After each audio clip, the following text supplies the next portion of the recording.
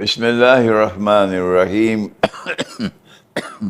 Nahmaduhu wa nusalli ala rasulihil kareem. We begin with Allah's blessed name. We praise Him and we glorify Him as He ought to be praised and glorified. And we pray for peace and for blessings on all His noble messengers, including the last of them all, the blessed Prophet Muhammad. Allah's blessings be upon them all. As we greet you, it was the 17th day of the month of Zul-Hijjah. Tonight is the 18th.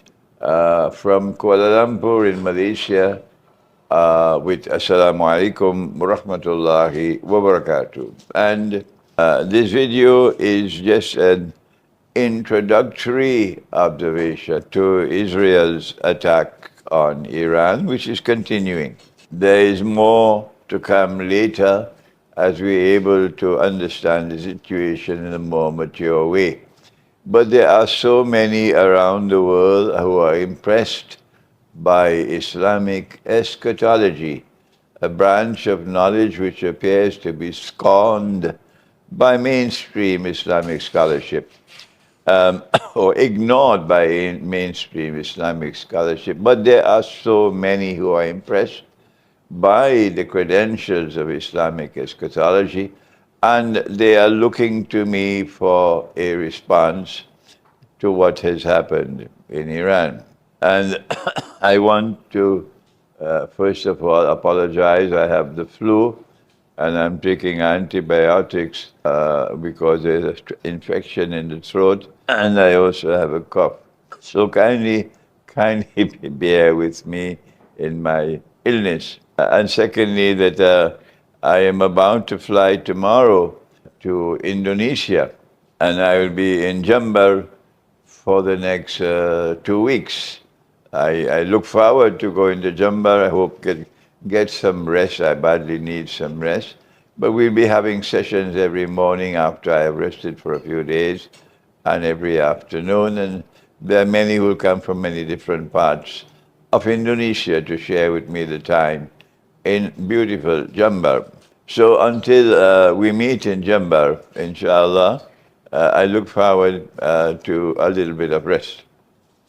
Now then, the first implication of what has happened in Israel's attack on Iran, in my opinion, from the perspective of Islamic eschatology, that we have arrived at a defining moment in history, when the movement of history is changing, when a Pax Americana, which has been receding, is now giving way, whether they like it or they don't, whether Trump understands or he does not, is now giving way to a Pax Judaica, which is for the first time publicly proclaiming its intention to become a ruling state in the world. We have been explaining this subject 25 years ago in Jerusalem in the Quran, where we advanced the thesis that a Pax Britannica did not emerge in a vacuum, did not emerge by accident, that it was meant to prepare the way in a process of three stages, from Pax Britannica to a Pax Americana, which would prepare the way for what is now taking place, the eventual emergence of a Pax Judaica, where the state of Israel will now seek to rule the world, in order that someone might stand up in Jerusalem and declare to the Jewish world and to mankind, I am the Messiah. They don't teach this subject in the departments of political science and international relations. No, this subject is not taught. We have to teach the subject. That he wants to stand up in Jerusalem and declare, I am the Messiah. And those who lack the capacity to understand what's happening will accept him as the Messiah.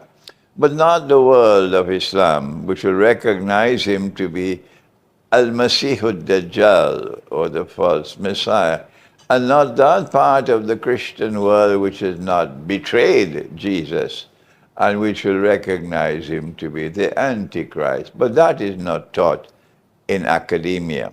So now then, we have anticipated this day in Jerusalem in the Quran, which was published 25 years ago. That book has become a bestseller, and now it is likely to continue being a bestseller because that book is explaining the essence of what is now happening in history.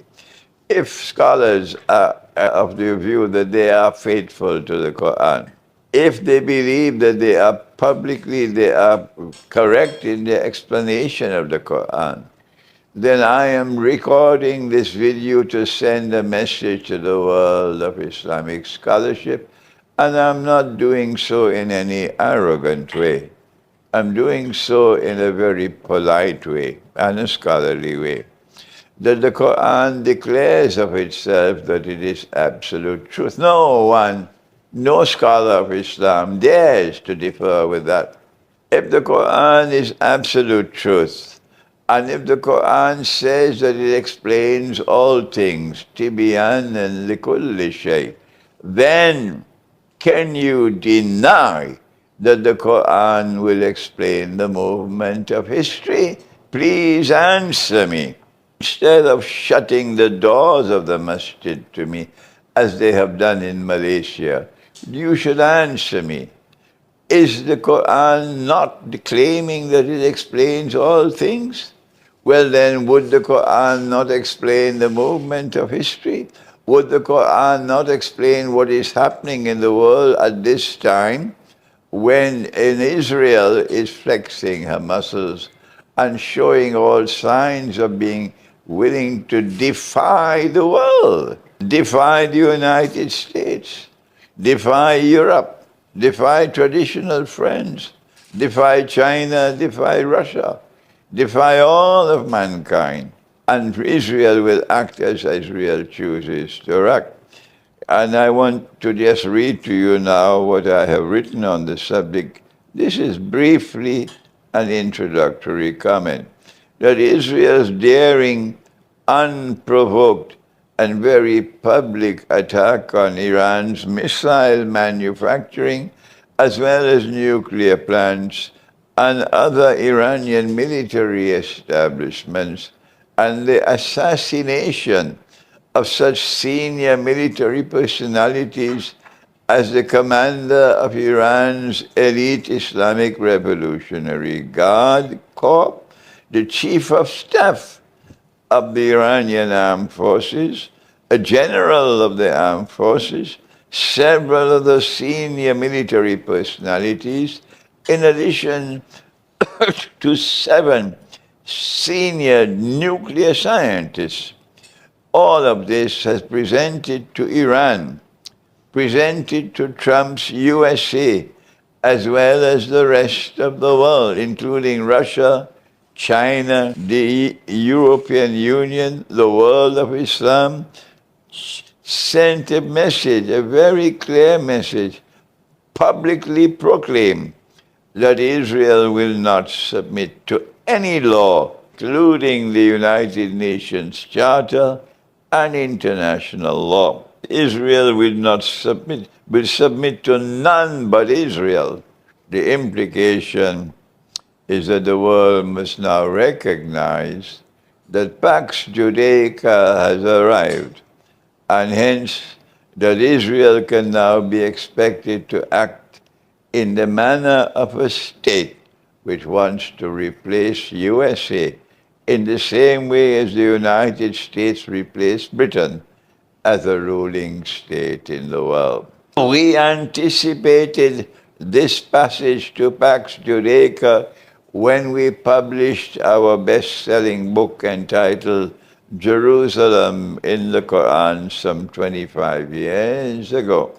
Since Iran responded to the Israeli attacks with the usual barrage of missiles against Israeli cities, while nuclear Pakistan has remained at least publicly so, silent. We can now witness a continuation of attacks on Iran until Israel is satisfied that Iran cannot possibly become a nuclear power anytime in the near or intermediate future. This, I am suggesting, will be the first demonstration of the new world order of Pax Judaica. The military expert will now have to examine the question whether there was a link between the recent act of terrorism in Kashmir, which provoked a reckless Indian military attack on innocent Pakistan, and Israel's present equally reckless attacks on Iran. Was it possible that war between a warmongering India and Pakistan was meant to probe Pakistan's military capacity to assist Iran in defending itself from an Israeli attack? Did the Israeli Mossad plan and execute the act of terrorism in Kashmir in order to provoke war between India and Pakistan? Every Kashmiri Muslim believes that. And I am now confirming to them, you might be correct. If this is so, it would indicate India's role in the new world order would be that of a strategic ally of Israel. But that's not new news. After all, it is now clear that the swarms of Israeli fighter aircraft could not have flown through Syria and Iraq to launch their devastating and highly successful attacks on Iran had preparatory work not first been done in both Syria and Iraq. The world can now better understand that Israel's use of the bogus jihad that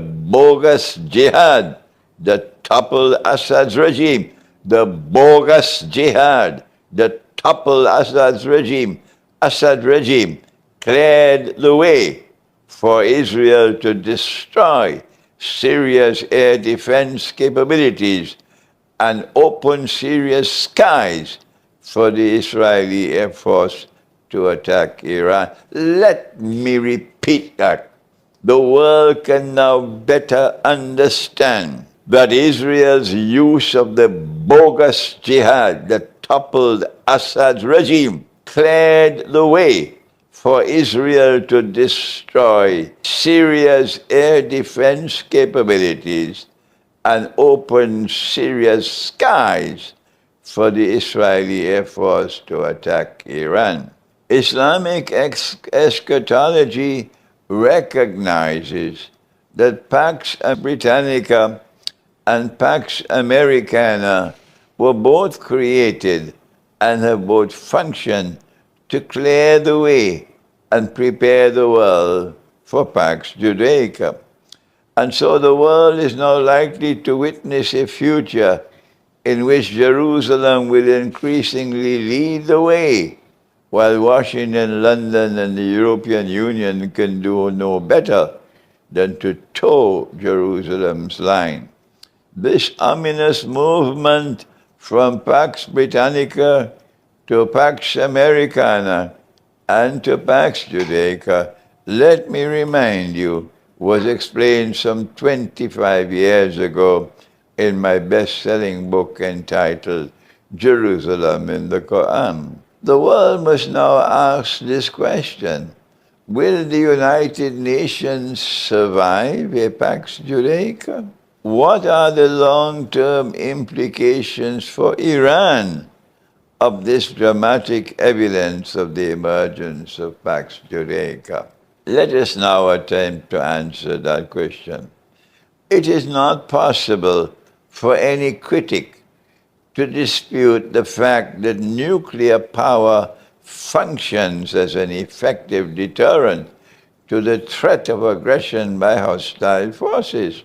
If Iran had a nuclear deterrent, a warmongering Israel would not have dared to attack in such a way as it has done. And had Russia not become the most powerful nuclear power in the world today, and had nuclear Russia not established a line in Venezuela that a warmongering Washington dared not cross, regime change would have taken place in beleaguered Venezuela long ago.